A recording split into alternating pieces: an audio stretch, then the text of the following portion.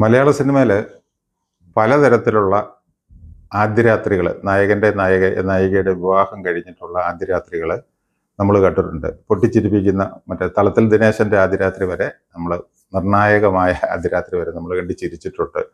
പക്ഷേ ഇതിൽ നിന്നൊക്കെ വ്യത്യസ്തമായിട്ടൊരു ആദ്യരാത്രിയിൽ ഈ വധൂവരന്മാർ കിടന്നുറങ്ങുന്ന ആ മുറിയിലേക്ക് ഭീകരരൂപിയായൊരു പ്രേതം കടന്നു വന്നാലോ? അങ്ങനെ ഒരു സീനുള്ള ഒരു മലയാള പടമാണ് കല്യാണ രാത്രിയിൽ. 1966 റിലീസായൊരു പടമായിരുന്നു. കല്യാണ രാത്രിയിൽ എന്ന ടൈറ്റിൽ കഴിഞ്ഞിട്ടൊരു ക്വസ്റ്റ്യൻ മാർക്ക്, ചോദ്യചിഹ്നവും കൂടെ ഉണ്ട്. അപ്പം ഇത് വലിയ ആകാംക്ഷയാണ്. അതുമാത്രമല്ല, മലയാള സിനിമയിൽ ആദ്യമായിട്ട് ഈ പ്രായപൂർത്തിയായവർക്ക് മാത്രം എ സർട്ടിഫിക്കറ്റ്, അടൽ സൊള്ളി എന്ന് പറഞ്ഞൊരു വലിയ എ സർട്ടിഫിക്കറ്റ് ഒക്കെ ആയിട്ട് വന്നൊരു പടമായിരുന്നു. അങ്ങനെ വലിയ എങ്ങനെ പ്രൊജക്റ്റ് ചെയ്തില്ല, പക്ഷെ മലയാളത്തിൽ ആദ്യമായിട്ട് എ സർട്ടിഫിക്കറ്റ് കിട്ടിയ പടം എന്നൊരു പേരും കൂടെ ഈ കല്യാണ രാത്രിക്ക് ഉണ്ടായിരുന്നു. അപ്പം പ്രേക്ഷകർ ഇത് കുട്ടികൾ കാണാൻ പാടില്ലാത്ത എന്തോ സംഭവം ഇതിൻ്റെ അകത്ത് ഉണ്ടെന്നും പറഞ്ഞിട്ട് ആൾക്കാർ ഇടിച്ച് കയറുമല്ലോ. അങ്ങനെയൊക്കെ വന്നിട്ട് കളക്ഷൻ കിട്ടിയ ഒരു പടമായിരുന്നു കല്യാണ രാത്രിയിൽ എന്ന് പറഞ്ഞത്. അത് തങ്കം മൂവീസും ബാലാജി മൂവീസും കൂടെ ചേർന്ന് പ്രൊഡ്യൂസ് ചെയ്തൊരു പടമായിരുന്നു. ഡയറക്റ്റ് ചെയ്തത് എം കൃഷ്ണൻ നായർ സാറായിരുന്നു സംവിധാനം ചെയ്തത്, സംഭാഷണമൊക്കെ എഴുതിയത്. അതിൻ്റെ കഥ എന്ന് പറയുന്നത് സ്റ്റോറി ഡിപ്പാർട്ട്മെൻറ്റ്, തങ്കം മൂവീസിൻ്റെ സ്റ്റോറി ഡിപ്പാർട്ട്മെൻറ്റ് ഒപ്പിച്ചെടുത്തൊരു കഥയാണ്. അതിന് തിരക്കഥയും കഥയും അവരുടെ തന്നെയാണ്. ഡയലോഗുകളും എഴുതിയത് SL പുരം സദാനന്ദനായിരുന്നു. പടത്തിൻ്റെ പ്രൊഡ്യൂസർ രാജു എം മാത്തൻ എന്ന് പറയുന്ന ആളാണ്. രാജു എം മാത്തൻ തങ്കം മൂവീസിൻ്റെ ബാനറിൽ വേറെയും പടങ്ങളൊക്കെ എടുത്തിട്ടുള്ള ആളാണ്. ഇതിൻ്റെ കഥയെന്ന് പറഞ്ഞാൽ, ഈ പടം യൂട്യൂബിൽ ഒരിടത്തും കിട്ടാനുണ്ടെന്ന് എനിക്ക് തോന്നുന്നില്ല. ഞാൻ ഒത്തിരി അന്വേഷിച്ചിട്ട് ഒരു സ്ഥലത്തും ഈ പടം ഒന്നുകൂടെ കാണാനായിട്ട് ഉള്ള ഇത് കിട്ടിയിട്ടില്ല. അപ്പോൾ അതുകൊണ്ടാണ് ഇതിൻ്റെ കഥയായിട്ട് തന്നെ പറയുന്നത്.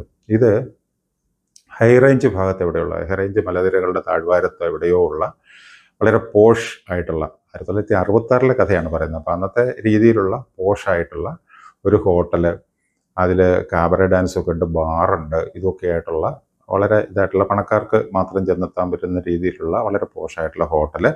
ഈ ഹോട്ടലിൻ്റെ ഓണർ എന്ന് പറയുന്നത് നമ്മുടെ മുത്തയ്യയാണ്. ചിത്രമേളയൊക്കെ എടുത്ത മുത്തയ്യയിൽ ഒത്തിരി പടങ്ങൾ അഭിനയിക്കുകയൊക്കെ ചെയ്തിരിക്കുന്ന മുത്തയ്യയാണ്. മുത്തയ്യ കുറെ കൂടെ ഒന്ന് ചെറുപ്പമാണ്. മുത്തയ്യയാണ് ഈ ഹോട്ടലിൻ്റെ ഓണർ. മുത്തയ്യയ്ക്ക് അത് കൂടാതെ അവിടെ വലിയ എസ്റ്റേറ്റ് ബംഗ്ലാവും കാര്യങ്ങളും ഒക്കെ ഉണ്ട്.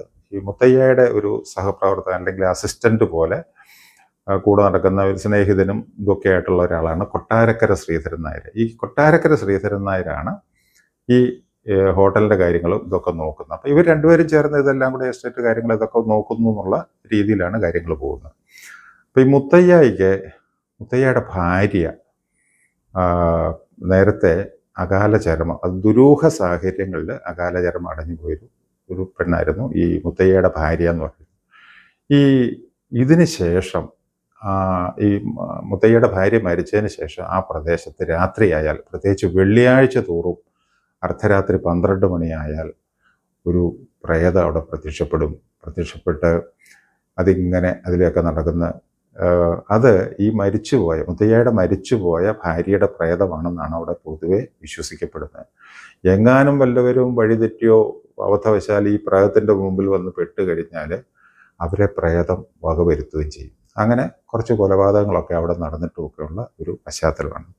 മുത്തയ്യയ്ക്ക് ഭാര്യയില്ല എന്ന് പറഞ്ഞു. മുത്തയ്യയ്ക്ക് ഒരു സഹോദരിയുണ്ട്, ചേച്ചിയുണ്ട്. ചേച്ചി എന്ന് പറയുന്നത് നമ്മുടെ ആനപ്പാറ അച്ചമ്മ ഫിലോമിന ചേച്ചിയാണ് മുത്തയ്യയുടെ ചേച്ചിയായിട്ട് വരുന്നത്. അവർക്ക് ഭർത്താവില്ല, ഭർത്താവ് മരിച്ചുപോയതാണ്. ഇവരുടെ ഏക മകളാണ് വിജയ നിർമ്മലയാണ് ആ വേഷം ചെയ്യുന്നത്. വിജയ നിർമ്മലയുണ്ട്.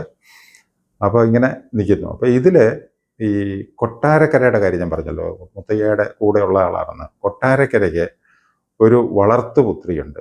അത് ലത എന്ന് പറഞ്ഞ നടിയാണ്. നമ്മുടെ MGRൻ്റെ കൂടെ വന്ന നാളെ നമ്മതേ പോലത്തെ പടത്തിലൊന്നും വന്ന ലതയല്ല.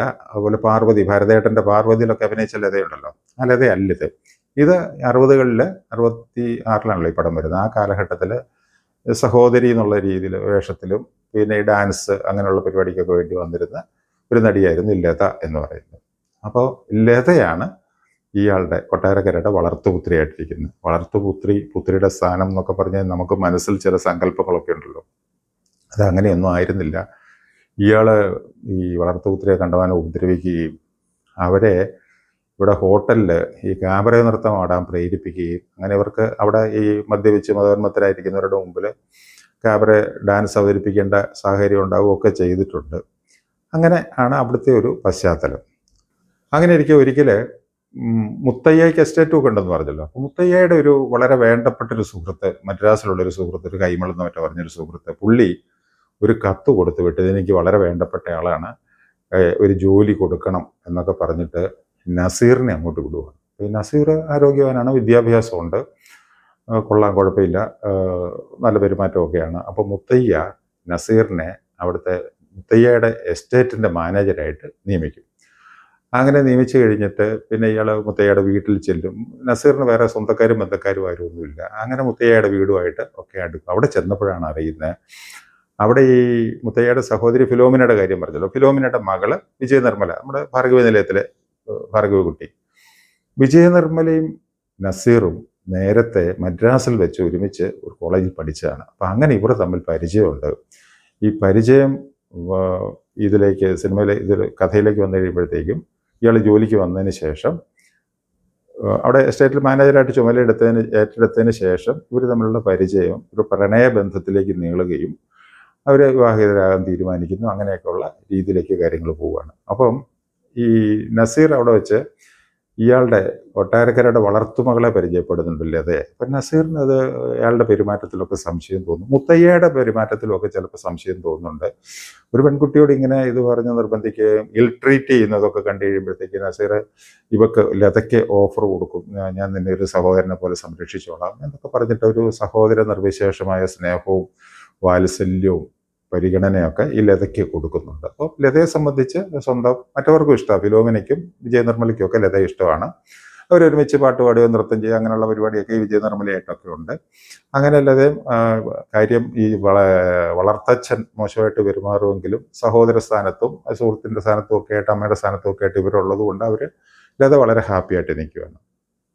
അങ്ങനെ ഇരിക്കുമ്പോൾ ഈ നസീറും വിജയനിർമ്മലയും തമ്മിലുള്ള പ്രണയം ഫിലോമിനെ അറിയും. ഫിലോമിനയ്ക്ക് അത് അത്ര ഇഷ്ടപ്പെട്ടില്ല. അത്രയല്ല, ഫിലോമിനയ്ക്ക് അത് ദേഷ്യം, നമ്മുടെ എസ്റ്റേറ്റിൽ ഒരു ജോലിക്കാരൻ, മാനേജറാണെങ്കിലും ഒരു തൊഴിലാളിയല്ലേ, ഒരു ജോലിക്കാരനല്ലേ, അവൻ എൻ്റെ മോളെ പ്രേമിക്കാനും മാത്രം ആയോ എന്നൊക്കെ ചോദിച്ചത് ഒരു കാരണവശാലും സമ്മതിക്കില്ല എന്ന് പറഞ്ഞ് വീട്ടിൽ ചൂടായി നസീറിൻ്റെ അടുക്കൽ ഇത് പറഞ്ഞ് മേലാൽ ഈ പരിപാടിക്ക് എന്നേക്കരുത് പോക്കണം എന്നൊക്കെ പറയാൻ അവിടെ ചെല്ലുവാണ്.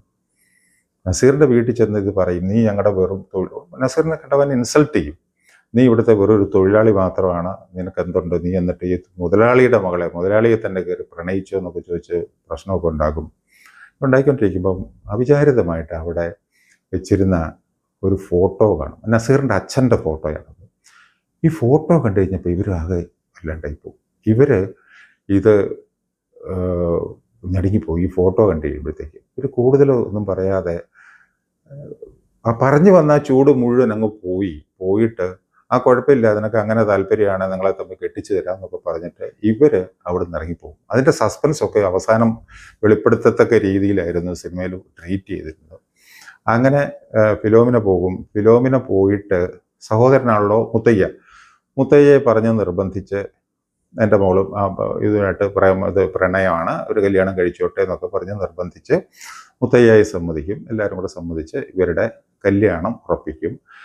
ഇതിൻ്റെ ഇടയ്ക്ക് ഈ നസീറിനെ ആക്രമിക്കാനായിട്ട് ചില ആൾക്കാരവിടെ ഗുണ്ടകൾ ശ്രമം നടത്തുകയും ഇതൊക്കെ വരുന്നുണ്ട്. പിന്നെ വെള്ളിയാഴ്ചകളിൽ പ്രേതം ഇറങ്ങി നടക്കുന്നതൊക്കെ ഉണ്ട്. ഇത് നസീറിൻ്റെ മുമ്പിൽ 1-2 വട്ടം പ്രത്യക്ഷപ്പെടുകയൊക്കെ ചെയ്യും. നസീർ വിചാരിച്ചിട്ട് ഇതെന്താണെന്നുള്ള നസീർ ഒന്നും അമ്പരന്ന് പോകും. ഇതെന്താണ് ഈ പ്രേതം എന്ന് പറഞ്ഞ് പിടികിട്ടുന്നില്ലല്ലോ. അങ്ങനത്തെ ഇടയ്ക്ക് ഫൈറ്റുകളൊക്കെ നടക്കേണ്ടി വരുന്നുണ്ട്. അപ്പോൾ ഇതിൻ്റെ കാരണം നസീറിനറിയില്ല. ഇങ്ങനെ നിന്ന് അവസാനം ഈ മുത്തയ്യയൊക്കെ സമ്മതിച്ചിട്ട് വിജയനിർമ്മലയും നസീറും തമ്മിലുള്ള വിവാഹം നടന്നു, ആഘോഷമായിട്ടൊക്കെ നടന്നു. അന്ന് രാത്രി, ഇവരുടെ ആദ്യ രാത്രിയിൽ ഇവർ മണിയറയിൽ പ്രവേശിച്ചു.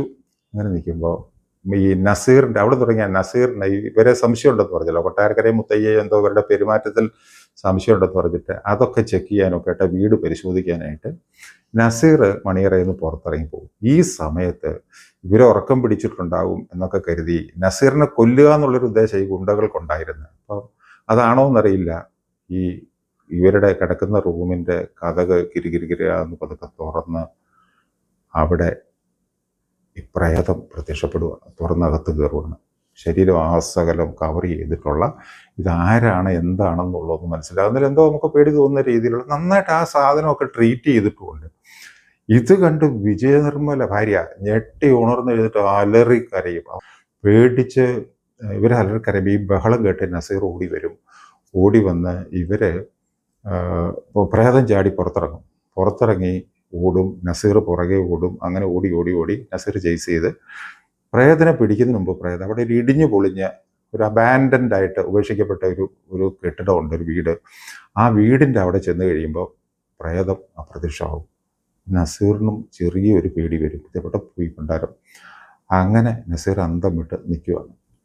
ഇതിൻ്റെ കഥ എന്ന് പറഞ്ഞാൽ ശരിക്ക് ഈ ഹോട്ടൽ ഹിൽ പാലസ് എന്ന് പറഞ്ഞ ഹോട്ടലിൻ്റെ കാര്യം പറഞ്ഞല്ലോ, അത് കേന്ദ്രീകരിച്ച് ശരിക്കും ഈ മുത്തയ്യായും കൊട്ടാരക്കരയും നല്ല ഒന്നാന്തരം വില്ലന്മാരാണ്. ഇവരുടെ ബിസിനസ് എന്ന് പറഞ്ഞാൽ അവിടെ കള്ളക്കടത്ത് സാധനങ്ങൾ വന്നിട്ട് വിതരണം ചെയ്യുക, അങ്ങനെ ബൾക്കായിട്ട് വരുന്ന കള്ളക്കടത്ത് സാധനങ്ങൾ, പിന്നെ കള്ളനോട്ടിൻ്റെ ഇടപാടുണ്ട്. കള്ളനോട്ടിൻ്റെ ബിസിനസ്സുണ്ട്. അവിടെ വരുന്നവരൊക്കെ ഇത്ര കള്ളനോട്ട്, നല്ല നോട്ട് തന്നാൽ ഇത്ര കള്ളനോട്ട് കൊടുക്കാം, അങ്ങനെയൊക്കെ പറഞ്ഞിട്ട് ചെയ്യുന്ന ബിസിനസ്സുകളായിരുന്നു അവിടെ ഉണ്ടായിരുന്നത്. അപ്പോൾ അതിൻ്റെ ഒരു മറവെന്നുള്ള മട്ടിലാണ് ഈ ബാർ ഹോട്ടലും അവിടുത്തെ ഈ ഡാൻസും കാര്യങ്ങളൊക്കെ നടത്തിക്കൊണ്ടിരുന്നത്.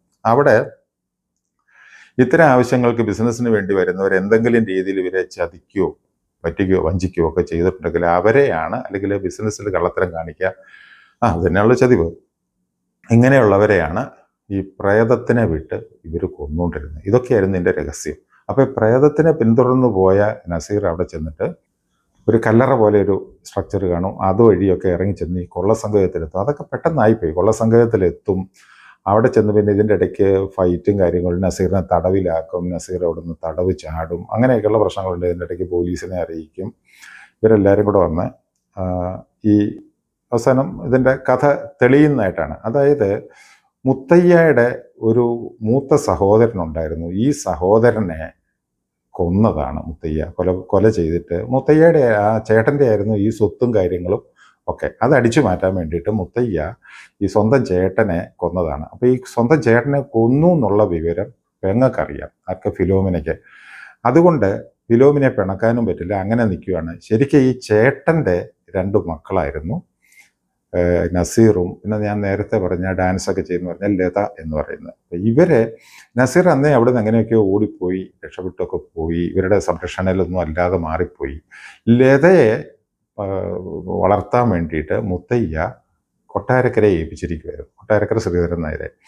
അപ്പോൾ ഈ കൊട്ടാരക്കര സ്വന്തം മകളല്ലാത്തത് കൊണ്ടും, ഇത് മുത്തയ്യയുടെ മകളല്ലോ, ഈ രഹസ്യം കൊട്ടാരക്കരയ്ക്കും അറിയാവുന്നത് കൊണ്ടാണ് അവളെ ഇൽ ട്രീറ്റ് ചെയ്യുകയും ഇതൊക്കെ ചെയ്തുകൊണ്ടിരുന്നത്. അപ്പോൾ ഈ സത്യങ്ങളൊക്കെ വെളിപ്പെട്ട് നിയമപാലകരുടെ പോലീസൊക്കെ എത്തിക്കഴിയുമ്പോൾ ഇവരുടെ കാര്യങ്ങളൊക്കെ പറഞ്ഞ് അങ്ങോട്ട് പോലീസിൽ ഏൽപ്പിക്കാൻ പോകണം. ഒരു കാര്യം പറയാൻ വിട്ടുപോയി. ഈ പ്രേതം എന്ന് പറയുന്നത് ഇതിൻ്റെ അകത്ത് അടൂർ ഭാസിയുണ്ട്, മുത്തയ്യയുടെ ഡ്രൈവറാണ്.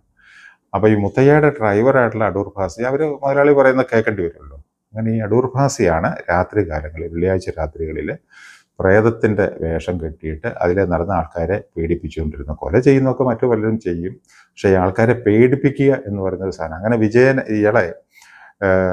നിർമ്മല കിടക്കുന്ന റൂമിൽ കയറി വന്നതും അവരെ നസീറുണ്ടെന്നുള്ള ധാരണ, നസീറിനെ കൊല്ലാൻ വേണ്ടിയിട്ടാണ്, പേടിപ്പിച്ച് കൊല്ലുക എന്നൊക്കെ ഉള്ള രീതിയിലാണ് അടൂർ ഭാസി കയറി വരുന്നത്. അടൂർ ഭാസിക്കിട്ട് വെടികൊണ്ട് പുള്ളിയെ പിടിച്ച് കഴിയുമ്പോൾ മുഹമ്മൂടി ഇതൊക്കെ എടുത്ത് മാറ്റി കഴിയുമ്പോഴാണ് പുള്ളിയായിരുന്നു പ്രേതം എന്നുള്ള കാര്യം അറിയുന്നത്. അങ്ങനെ ഇതെല്ലാം ഏകദേശം കലങ്ങി തെളിഞ്ഞു വരുമ്പോൾ ഈ കൊട്ടാരക്കര ശ്രീധരൻ നായർ പുള്ളി തോക്കിയുണ്ടി എല്ലാവരെയും സ്തബ്ധരാക്കി നിർത്തിക്കൊണ്ട് പെട്ടെന്നൊരു വണ്ടി എടുത്ത് പുള്ളി അവിടെ നിന്ന് വിട്ടുപോയി. ഭയങ്കര ചെയ്സ് കാര്യങ്ങൾ, അതായത് ഒരു കൊമേഴ്സ്യൽ സിനിമയ്ക്ക് അന്നത്തെ കാലത്ത് വേണ്ട എല്ലാ ചേരുവകളും, അടി കിട്ടി വെട്ടി, ഇത് സ്റ്റണ്ട്, പിന്നെ കാറോട്ടം, കാബറ, ഇങ്ങനെയുള്ള എല്ലാ സാധനങ്ങളും പാകത്തിന് ചേർത്തുണ്ടാക്കിയ പടമായിരുന്നു ഈ കല്യാണ രാത്രികൾ. അങ്ങനെ കൊട്ടാരക്കര ശ്രീധരൻ നായർ വണ്ടി വിട്ടു പോകും, പുറകെ പോലീസ് ഇവരെല്ലാം കൂടെ ഫോളോ ചെയ്തൊക്കെ പോകും. ഭയങ്കര ചെയ്സും കാര്യങ്ങളൊക്കെ ഉണ്ട്. അപ്പോൾ ഹൈ റേഞ്ച് സൈഡ് ആയതുകൊണ്ട് ഒത്തിരി വളവും തിരിവും ഈ കൊക്കകളും ഒക്കെ ഉണ്ടല്ലോ. അങ്ങനെ ഇയാളുടെ നിയന്ത്രണം വിട്ടിട്ട് ഒരു കൊക്കയിലേക്ക് കൊട്ടാരക്കര ശ്രീധരൻ നായർ ഓടിച്ചിരുന്ന വണ്ടി മറിഞ്ഞ് വീണ് അത് തകർന്ന് കൂട്ടത്തിൽ ഇയാളും മരിക്കുന്നതായിട്ടാണ്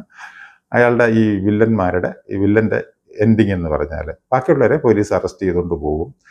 അങ്ങനെ ശുപാർശക്കത്തുമായിട്ട് ഈ സ്ഥലത്ത് ഹൈറേഞ്ചിലെത്തിയ എസ്റ്റേറ്റിലെത്തിയ നസീറിന് സ്വന്തം ഒരു ഭാര്യയെ കിട്ടി, സ്വന്തം പെങ്ങളെ കിട്ടി, എസ്റ്റേറ്റ് അച്ഛൻ്റെ വകയായിട്ടുണ്ടായിരുന്ന ഭാരിച്ച സ്വത്തും കാര്യങ്ങളും ഒക്കെ, എസ്റ്റേറ്റ് സ്വത്തുക്കളും ഒക്കെ കിട്ടി. അങ്ങനെ ഇവർ പെങ്ങളും ഭാര്യയും ഒക്കെ ആയിട്ട് അപ്പച്ചിയൊക്കെ ആയിട്ട് കൂടി സന്തോഷമായിട്ട് കഴിയുന്നിടത്താണ് പടം തീരുന്നത്. ഇതിൽ വയലാർ രാമവർമ്മ എഴുതി ദേവരാജ മാഷി ട്യൂൺ ചെയ്ത 6 പാട്ടുകളുണ്ട്. പാട്ടുകൾ ചിലതൊക്കെ എല്ലാ പാട്ടുകളൊക്കെ നല്ലത് തന്നെയാണ്. അത് യൂട്യൂബിലുണ്ടെന്ന് തോന്നുന്നു. ഒന്ന് അല്ലിയ അമ്പൽ പൂവുകളെ, അങ്ങനെ തുടങ്ങുന്ന ഒരു പാട്ട്, ഒരു ഡ്യൂവറ്റാണ്. ജയചന്ദ്രനും ജാനകിയും കൂടെ പാടിയൊരു പാട്ട്. പിന്നെ ജാനകി പാടിയൊരു പാട്ടുണ്ട്, ആദ്യത്തെ രാത്രിയിൽ എൻ്റെ മനസ്സിൻ്റെ അന്തഃപുരങ്ങൾ തുറന്നവനെ എന്നും പറഞ്ഞ്. അങ്ങനെ മൊത്തം 6 പാട്ടുണ്ട്. പാട്ടുകൾ നല്ല പാട്ടുകളായിരുന്നു. ഇതെല്ലാം കൂടെ വന്നിട്ട് സാമാന്യം നല്ല കച്ചവട വിജയവും നേടിയ ഒരു സിനിമയായിരുന്നു ഈ കല്യാണ രാത്രിയിൽ എന്ന് പറയുന്നത്.